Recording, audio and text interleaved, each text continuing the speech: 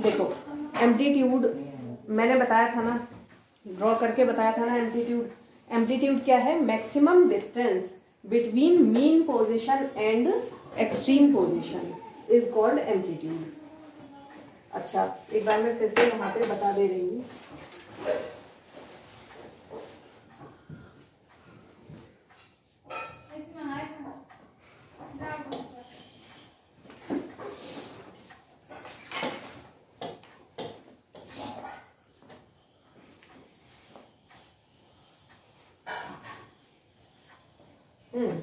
तो एम्पलीट्यूड क्या हुआ यहाँ पे?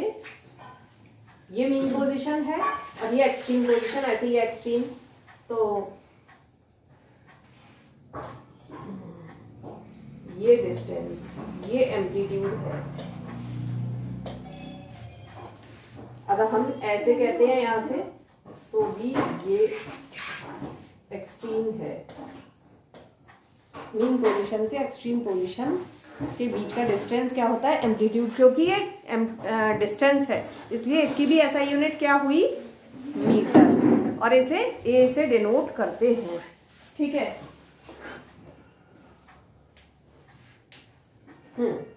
फिर इसको रिप्रेजेंट करते हैं ए से, और ऐसा यूनिट इसकी मीटर। एम्पलीट्यूड जो है वो क्या डिटरमाइन करता है? लाउडनेस।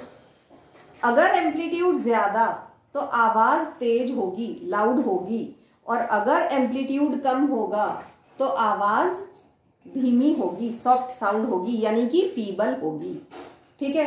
तो एम्पलीट्यूड है जो लाउडनेस बताता है। एम्पलीट्यूड ज्यादा तो समझ जाओ ज्यादा तेज आवाज है, ठीक है, और एम्पलीट्यूड कम तो आवाज भी कम है।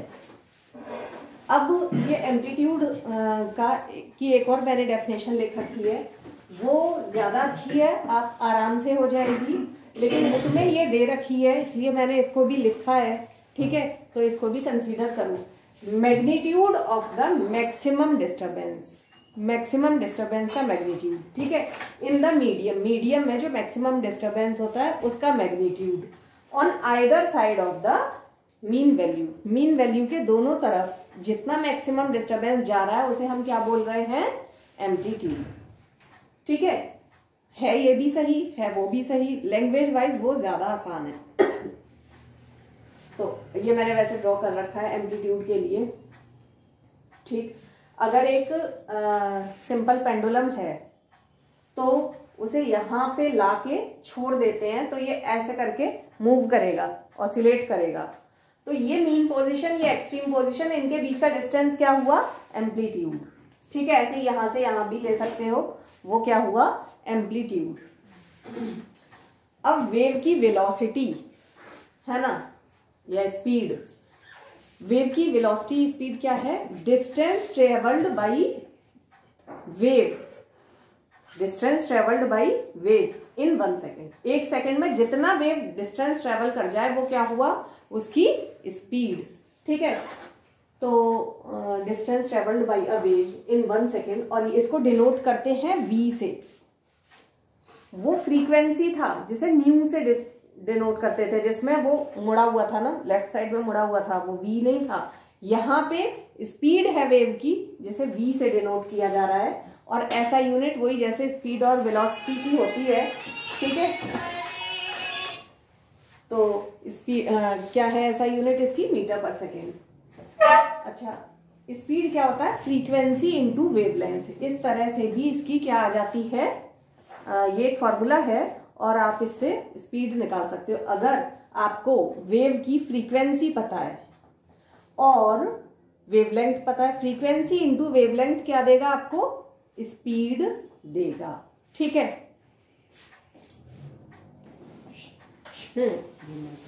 अब देखना, अच्छा ये तो ध्यान है ना, मैंने क्या बताया था? कोई साउंड कैसे प्रोड्यूस होती है? वाइब्रेटिंग ऑब्जेक्ट से। कोई ऑब्जेक्ट जब वाइब्रेट करता है तब, है ना, बिना उसके नहीं।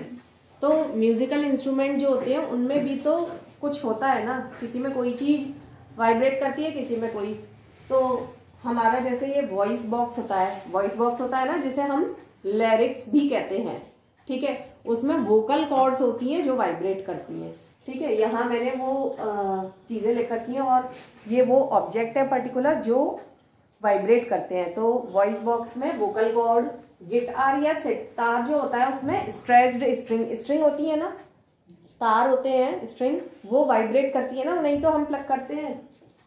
फ्लूट जो होती है, बांसुरी, उसमें एयर कॉलम, हवा का जो कॉलम है वो वाइब्रेट करता है।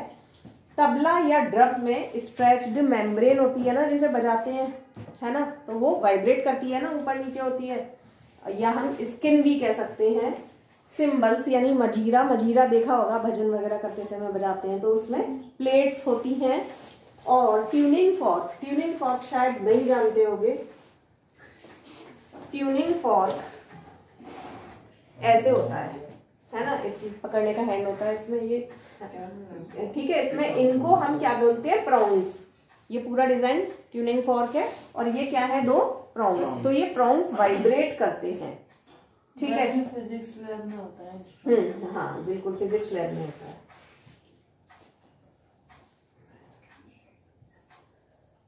अब ये बात मैंने पहले भी बताई थी, साउंड वैक्यूम में ट्रेवल नहीं करता, ऐसे है ना, मीडियम पार्टिकल्स चाहिए, चाहे सॉलिड हो, चाहे लिक्विड हो या गैस हो। लाइट वैक्यूम में ट्रेवल कर सकती है, लेकिन साउंड वैक्यूम में ट्रेवल नहीं करता। तो वैक्यूम क्या है, खाली जगह, एम्प्टी स्पेस, है ना, जहां पे कुछ भी नहीं है, जहां एयर भी नहीं है, ठीक है, तो उसको हम वैक्यूम कहते हैं, एम्प्टी स्पेस। और we can say when there is no air in something. अच्छा, अभी थोड़ी देर पहले स्पीड वेव की स्पीड, वेव कोई भी हो सकती है, यहाँ पे स्पीड ऑफ साउंड के लिए बोला गया है, ठीक है, साउंड वेव की स्पीड, और वो केवल वेव की स्पीड थी। तो distance travelled by sound, distance जो साउंड ट्रेवल करे इन यूनिट टाइम, या कह सकते हैं इन 1 सेकेंड, वो क्या कहलाई, स्पीड ऑफ साउंड, ठीक है। Distance travelled by sound in unit time is called speed of sound. अच्छा, साउंड की स्पीड के लिए 3 फॉर्मूले हैं, ध्यान देना। स्पीड को v से डिनोट किया है, तो v इज इक्वल टू, ये d है distance travelled by the sound, और ये t है time, total time taken by the sound. Total distance और ये टोटल टाइम है, ठीक। तो इससे भी आ जाती है स्पीड। दूसरा, लैम्डा अपॉन कैपिटल टी है, लैम्डा वेवलेंथ है और capital T time period. Wavelength upon time period भी क्या देगा हमें, स्पीड। और तीसरा, स्पीड कैसे निकाल सकते हैं हम, लैम्डा इंटू न्यू करके, यानी वेवलेंथ इंटू फ्रीक्वेंसी से भी स्पीड निकल आती है, ठीक है। कई बार कुछ न्यूमेरिकल ऐसे आते हैं जिसमें ये 4 चीजें हैं, तो इनमें से 3 दे रखे हैं और 1 पूछा है। मैं जरा लिख के बताती हूँ।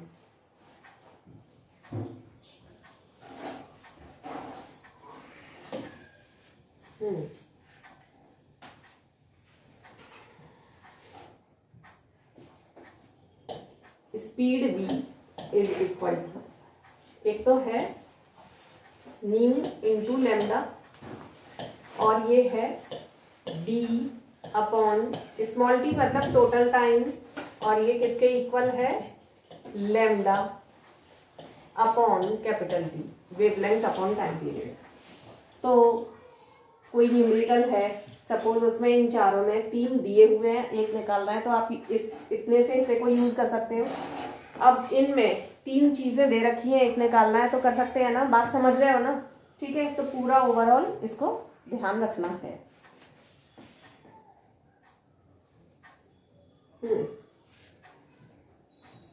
अच्छा, ये ना एक्सपेरिमेंट उस बात का है कि कैसे प्रूव करोगे कि sound can not travel in vacuum, ठीक है।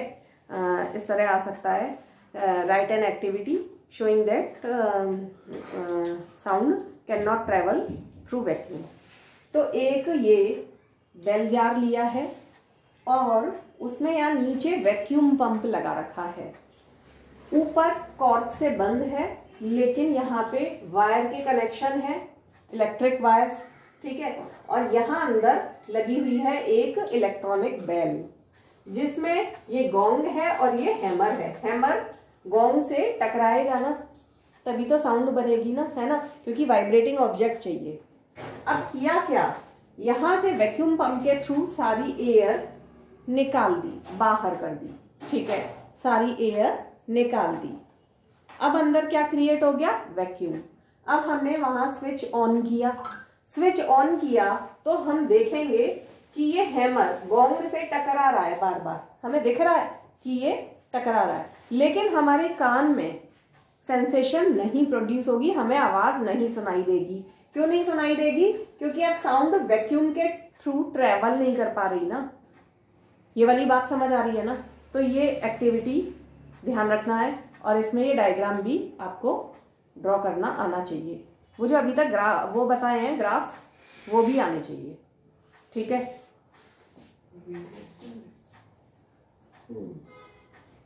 Bell jar experiment showing sound can not travel in vacuum.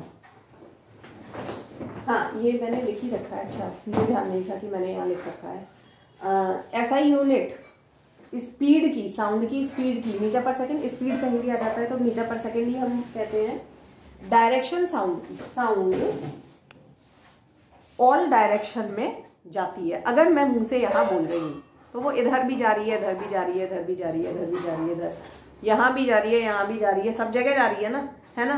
तो इसलिए direction of sound, sound propagates in all direction, सारी डायरेक्शन में ये प्रोपेगेट करती है। Speed of sound decreases when we go from solid to gaseous state. ध्यान ऐसे करो, ये टेबल है, टेबल पे थोड़ा थोड़ा करके टैप करो और आपको कुछ आवाज आएगी कान में, एयर के थ्रू आ रही है। अब आप क्या करना, अपने हेड को डाउन कर लेना, टेबल से लगा लेना और फिर से टैप करना, उतना ही, ज्यादा जोर से नहीं जितना आपने पहले किया था।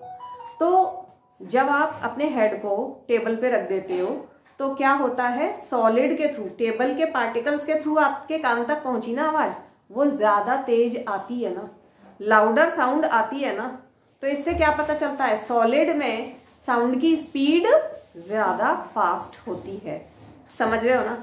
हमें ट्रेन दिखाई नहीं दे रही, कई बार कुछ लोगों ने ये करते हैं, नहीं दिख रही, और जो उसकी ट्रैक है, ट्रैक पे अपने कान को रखा, उस पर अगर आवाज आ जाती है, इसका मतलब ट्रेन आने वाली है, आ रही है, तभी तो आवाज आ गई। एयर से हम नहीं पता लगा पा रहे, आवाज नहीं सुनाई दे रही, लेकिन ट्रैक से पता चल जा रहा है, क्योंकि सॉलिड में साउंड की स्पीड सबसे ज्यादा, उससे कम साउंड की स्पीड होती है लिक्विड में, और सबसे कम साउंड की स्पीड कहाँ होती है, गैसेज में, ठीक है।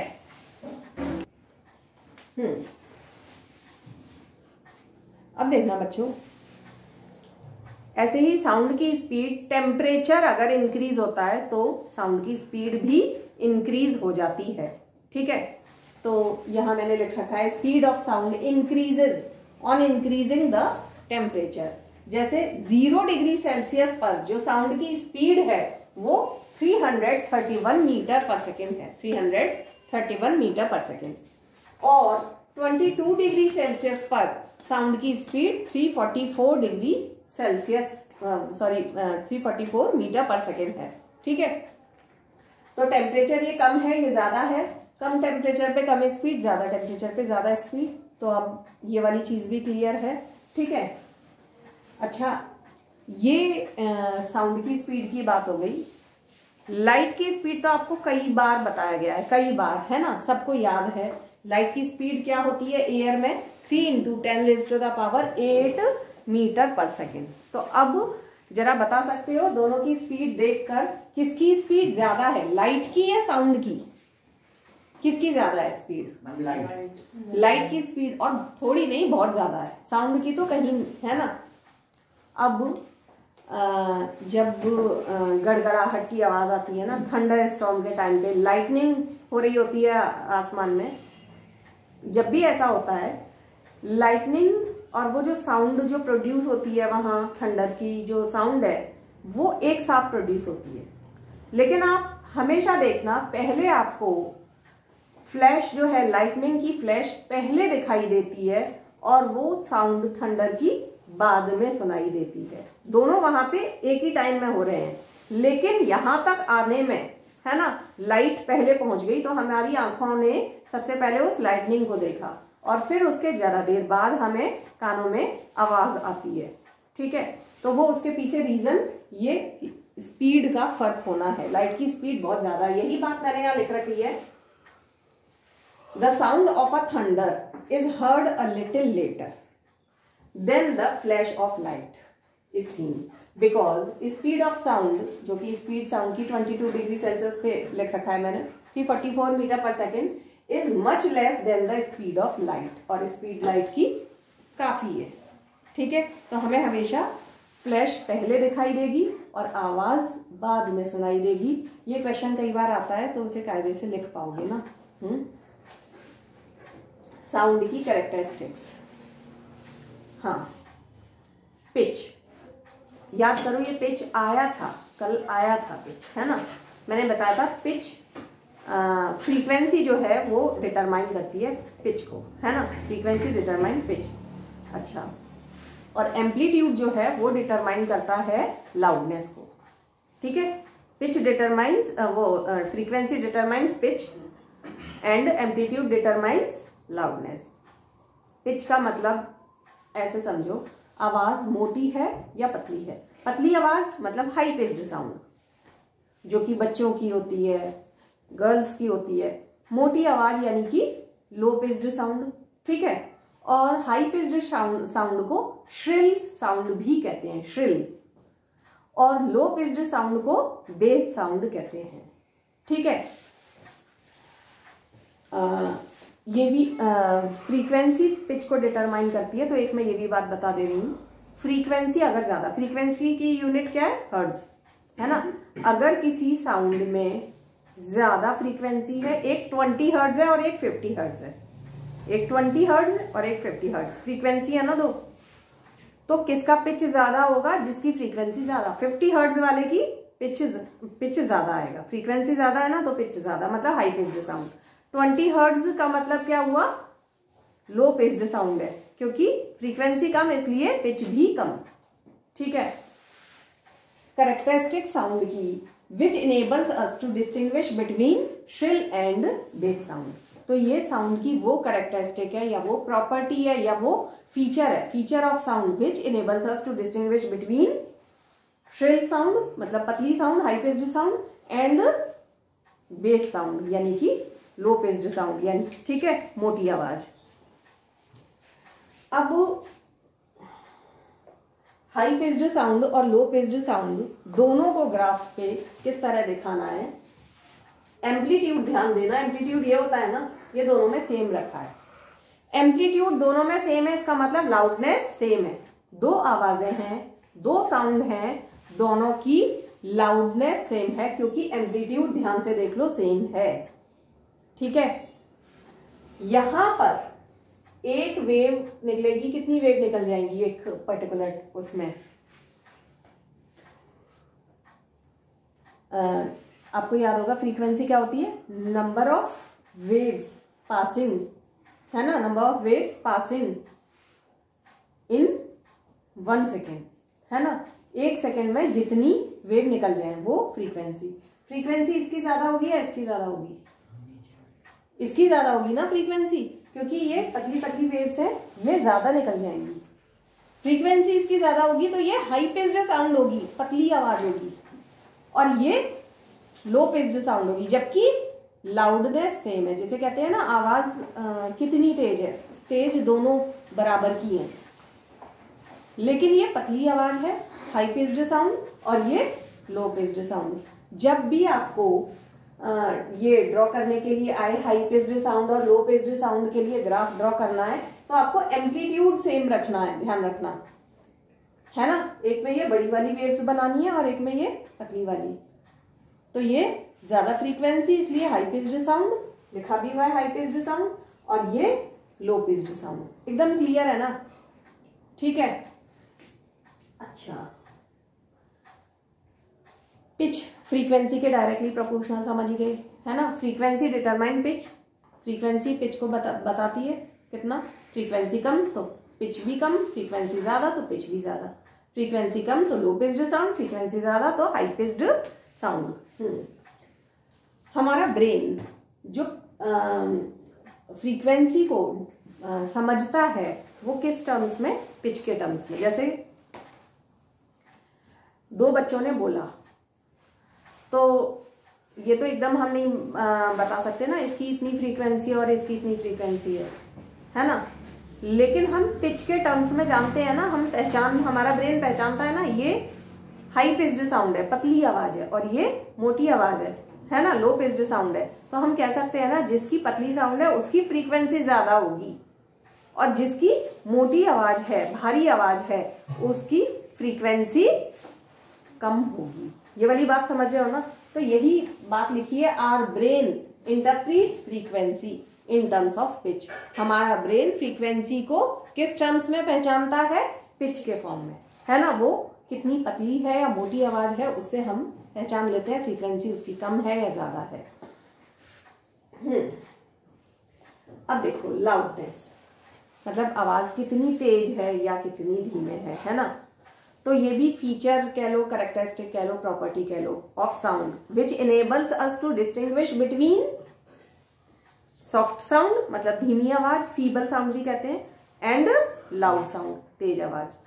वो साउंड की प्रॉपर्टी जो हमें इस लायक बनाती है कि हम बता सकें एक डिफरेंस धीमी आवाज और तेज आवाज के बीच में, उसे हम लाउडनेस कहते हैं। और लाउडनेस को कौन डिटरमाइन करता था, एम्पलीट्यूड। ज्यादा एम्पलीट्यूड ज्यादा तेज आवाज, कम एम्पलीट्यूड धीमी आवाज। अच्छा, अब इसका ये ग्राफ, इसमें ध्यान देना।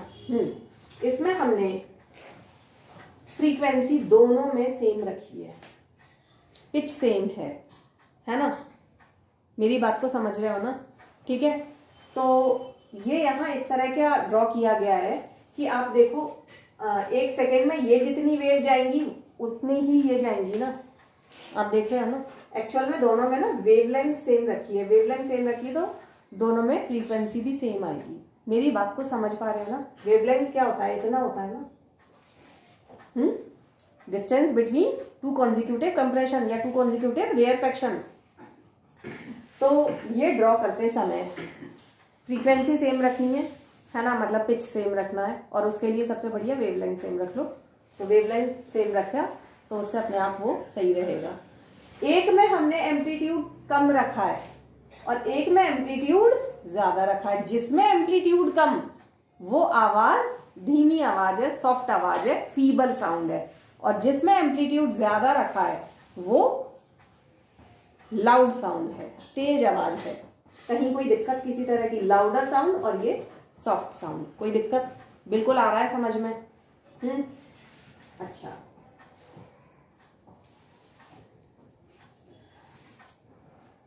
जो ये लाउडनेस है ना, और एम्पलीट्यूड का कनेक्शन है, ये तो बात समझ गए, लेकिन सीधे सीधे ऐसे डायरेक्टली प्रोपोर्शनल नहीं। लाउडनेस एम्पलीट्यूड के स्क्वायर के डायरेक्टली प्रोपोर्शनल है, ये ध्यान रखना, ठीक है। अगर एम्पलीट्यूड डबल हो जाएगा, एम्पलीट्यूड डबल हो जाएगा तो लाउडनेस कितनी बढ़ जाएगी, 2 टाइम हो गया, 2 का स्क्वायर किया 4, लाउडनेस 4 टाइम हो जाएगी। अगर एम्पलीट्यूड हाफ हो जाएगा 1/2 तो लाउडनेस कितनी हो जाएगी, 1/4। अगर एम्पलीट्यूड 3/4 हो जाएगा, 3/4, तो लाउडनेस कितनी हो जाएगी, 9/16 टाइम। ये वाली बात क्लियर है ना। तो लाउडनेस एम्पलीट्यूड के स्क्वायर के डायरेक्टली प्रोपोर्शनल है, और वहां पे मैंने बताया था जो पिच है वो फ्रीक्वेंसी के डायरेक्टली प्रोपोर्शनल। पिच तो फ्रीक्वेंसी के डायरेक्टली प्रोपोर्शनल था और लाउडनेस एम्पलीट्यूड के स्क्वायर के डायरेक्टली प्रोपोर्शनल है। Loudness is measured on decibel scale. ये तो ध्यान भी होगा, 8th में भी बताया जाता है ना, कितने डेसिबल की साउंड है। तो लाउडनेस को हम मेजर करते हैं डेसिबल में। Loudness is degree of sensation of sound produced in the year. हमारे कान में कितनी सेंसेशन प्रोड्यूस हुई किसी आवाज के लिए, वो लाउडनेस है। तो एक तरह से ये नहीं लगता कि लाउडनेस हर एक के लिए अलग अलग है, सेम साउंड आ रही है, एक का कान उसे बहुत अच्छे से पकड़ रहा है, डिटेक्ट बहुत अच्छे से, है ना। और एक कोई ओल्ड एज का आदमी है जिसकी कानों की शक्ति थोड़ी कम हो गई है, उसे वो चीज कम सुनाई दे रही है, हो सकता है बिल्कुल ना सुनाई दे, है ना। तो फिक्स कर पाना कि ये कितनी लाउडनेस है मुश्किल है ना, है ना। अलग अलग कानों ने अलग अलग कह दिया ना, किसी को वो तेज लग रही है, किसी को धीमे लग रही है, ठीक है। तो लाउडनेस डिग्री ऑफ सेंसेशन है of sound produced in the ear, main definition तो वही रहेगी, characteristic of sound which enables us to distinguish between feeble sound, soft sound and loud sound, ठीक है। लेकिन ये बातें भी ध्यान रखनी है कि लाउडनेस एक ईयर की सेंसेशन है। Loudness is measure of response of ear to the sound, एक तरह से ईयर का रिस्पॉन्स है साउंड के लिए। तो वो अलग अलग ईयर का अलग अलग रिस्पॉन्स रहता है ना, क्योंकि अलग अलग ईयर की सेंसिटिविटी अलग है, कोई उसे अच्छे से डिटेक्ट कर पा रहा है, कोई उसे उतना बेहतर डिटेक्ट नहीं कर पा रहा है। Loudness is different for to persons for the same sound, जो बात मैंने अभी बताई, ठीक है। सेम साउंड के लिए लाउडनेस दो लोगों के लिए अलग अलग हो सकती है। अब बात आती है इंटेंसिटी क्या होती है। साउंड की इंटेंसिटी ध्यान से सुनना। अगर मैं एक, है ना, ऐसे विंडो बनाती हूँ, इमेजिनरी विंडो, और उसकी लेंथ 1 मीटर और ब्रेड्थ भी 1 मीटर, तो यानी कि कितना एरिया हुआ उसका 1 मीटर स्क्वायर, है ना, यूनिट एरिया है।